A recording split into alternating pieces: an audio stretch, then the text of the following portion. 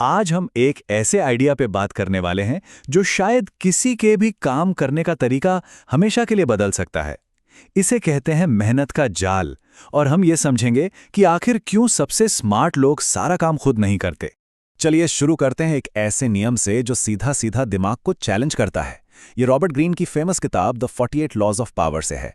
नियम 7 कहता है, अगर कोई और आपके लिए काम कर सकता है तो वो काम कभी खुद मत करो। ये उस हर बात के खिलाफ है जो हमें कड़ी मेहनत के बारे में सिखाई गई है ना? देखिए, मंजिल तक पहुंचने के असल में दो रास्ते होते हैं। एक है मजदूर का रास्ता, जिसमें सिर्फ थकावट है, बर्नआउट है और ऐसी मेहनत है जिसे कोई देखता तक नहीं। और फिर आता है आर्किटेक्ट का रास्ता, जहां स्ट्रेटेजी है, दूसरों की एनर्जी का सही इस्तेमाल है और आखिर में सारा का सारा क्रेडिट भी है। तो ये मेहनत का जाल आखिर है क्या भला? और क्यों आजकल हसल कल्चर के नाम पर इतने सारे लोग इसमें फंसते जा रहे हैं, ये सोचकर कि बस मेहनत करते रहना ही कामयाबी है? चलिए इसी को समझते हैं। ये फीलिंग तो हम सब ने कभी ना कभी महसूस की है, जब हम इतना ज्यादा काम अपने सिर पर ले लेते हैं कि बस दिमाग काम करना बंद कर देता है। ये जो सोच है ना कि किसी काम का हर छोटा बड़ा हिस्सा खुद ही करना चाहिए, यही वो सीधी सड़क है जो बर्नआउट की तरफ जाती है। इस बात को एक बड़े मजेदार कहानी से समझते हैं। सोचिए, एक चालाक कछुआ है। वो एक दरियाई घोड़े और एक हाथी को रस्साकशी के खेल में उलझा देता है।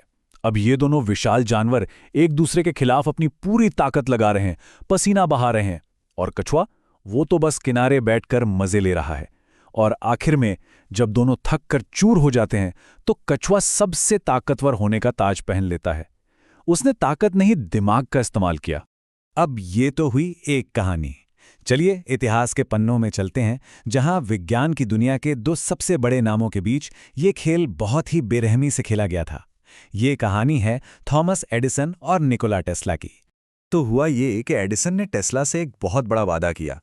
कहा कि अगर टेस्ला उसके बेकार पड़े जनरेटर ठीक कर दे तो उसे एक मोटी रकम मिलेगी। टेस्ला, जो एक जीनियस था, दिन में 18-18 घंटे काम में जुट गया। उसने उन मशीनों को अपनी काबिलियत से पूरी तरह बदल डाला। और फिर जब इनाम मांगने की बारी आई तो एडिसन हंस पड़ा। बोला, लगता है तुम अमेरिकन ह्यूमर नहीं समझते। मतलब उसने उस वादे को मजाक बता दिया। और आखिर में क्या हुआ? टेस्ला के काम का पेटेंट एडिसन ने ले लिया और इतिहास में एक महान आविष्कारक के तौर पर अमर हो गया। और ये कोई छोटी मोटी रकम नहीं थी। हम बात कर रहे हैं $50,000 की। आज के जमाने में इसकी कीमत $10 लाख से भी ज्यादा होती। सोचिए, ये सिर्फ एक झूठा वादा नहीं था, ये एक ऐसी धोखेबाजी थी जो किसी की पूरी जिंदगी बदल सकती थी। इस कहानी का सबक बहुत सीधा और कड़वा है। एडिसन को क्रेडिट लेना आता था और टेस्ला को सिर्फ और सिर्फ मेहनत करनी आती थी। और इतिहास ने किसे विजेता बनाया, ये तो हम सब जानते ही हैं। ठीक है, तो ये तो हो गई इतिहास की बात। पर आज की दुनिया में इसका क्या काम? सच तो ये है कि ये मैनेजर फ्रेमवर्क हमारे आसपास हर जगह है, बस हम उसे पहचान नहीं पाते।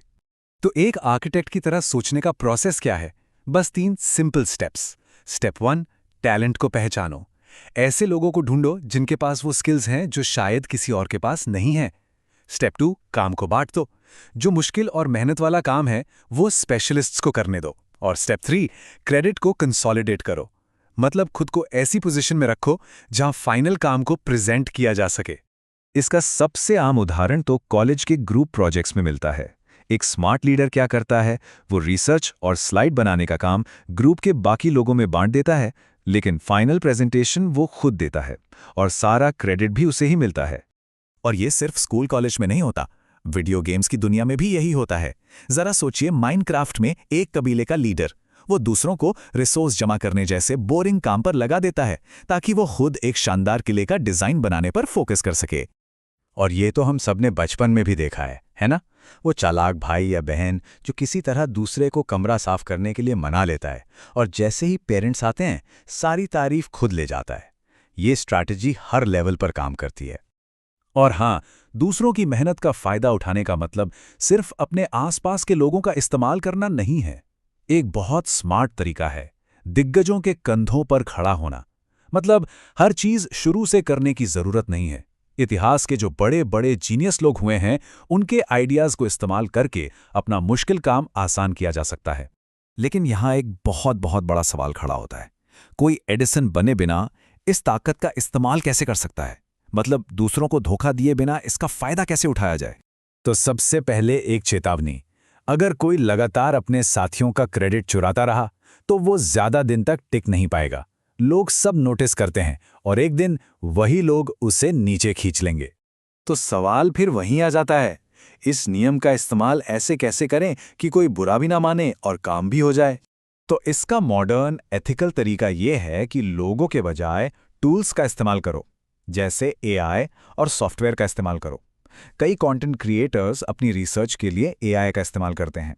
ऐसे सिस्टम बनाओ जो ज़्यादातर काम अपने आप कर दें। और जैसा हमने पहले बात की, इतिहास के महान लोगों के आइडियाज़ का इस्तेमाल करो।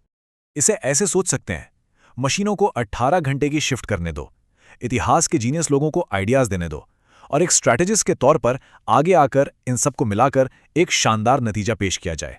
तो आखिर में सवाल यही बचता है, कोई क्या बनना चुनता है?